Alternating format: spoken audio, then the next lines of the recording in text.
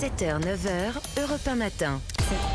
7h51, c'est l'heure de l'édito politique sur Europe 1 avec Le Figaro. Bonjour Alexis Brézé. Bonjour Lionel, bonjour à tous. Alors en dépit des réserves publiques d'Emmanuel Macron, exprimées notamment hier dans son interview à l'Humanité, Marine Le Pen a donc fait savoir qu'elle se rendrait tout de même demain à l'hommage solennel de la nation à Missak Manouchian.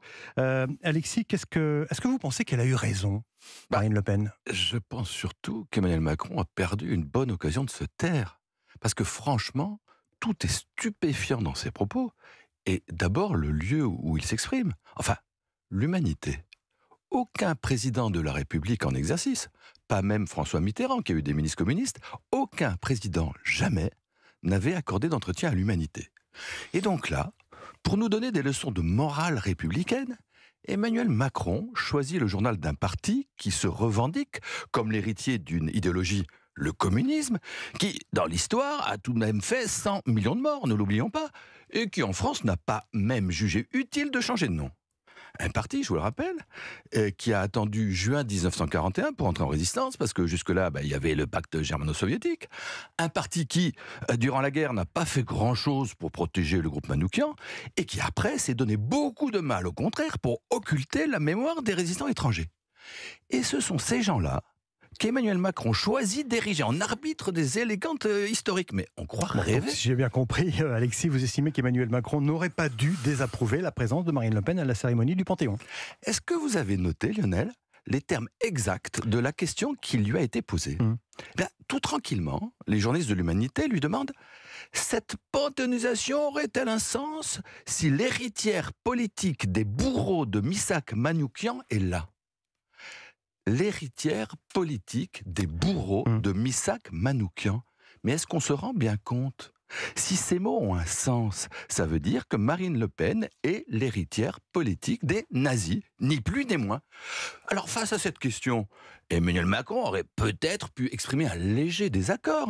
Dans la même interview, sur bien d'autres sujets, il le fait. Il dit « Vous êtes injuste, je récuse cela, je déteste cette façon de raisonner. » Mais là, quand on lui dit que Marine Le Pen est l'héritière politique d'Hitler, rien. Il valide implicitement l'analyse en répondant que, bien sûr, il ne peut pas faire autrement que l'inviter, mais que ce serait tout de même mieux qu'elle ne vienne pas, en raison, je cite, de son rapport à l'histoire. En fait, l'histoire de quoi parle-t-on? Faut-il rappeler qu'en 1940, Jean-Marie Le Pen avait 12 ans, et que son père étant mort pour la France, il était pupille de la nation?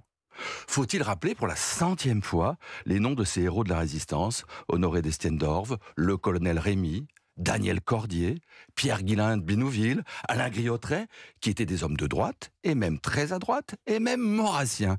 Alors bien sûr, il y a eu d'anciens collabos au FN, bien sûr, il y a eu le point de détail. Mais Maurice Papon, il n'était pas FN, il était député UDR, gaulliste donc, et ministre de Giscard. Et René Bousquet, c'était pas l'ami de Jean-Marie Le Pen, mais entre autres de François Mitterrand, lui-même décoré de la Francisque. Est-ce qu'on prétend pour autant exclure l'UMP et le PS de la panthéonisation des Manouchians? Mais tout ça est délirant. On a parfaitement le droit de combattre Marine Le Pen, mais pas en disant tout et n'importe quoi. Mais alors là, sur cette question dite l'arc républicain, vous pensez que c'est le cas? Je crois que là, tout le monde est d'accord. Même les plus fervents macronistes n'arrivent pas à suivre le président dans ses palinodies.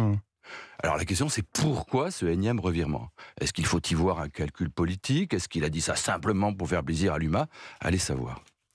À la réflexion, il me semble qu'il y a derrière tout cela une grande inquiétude et au fond un grand désarroi.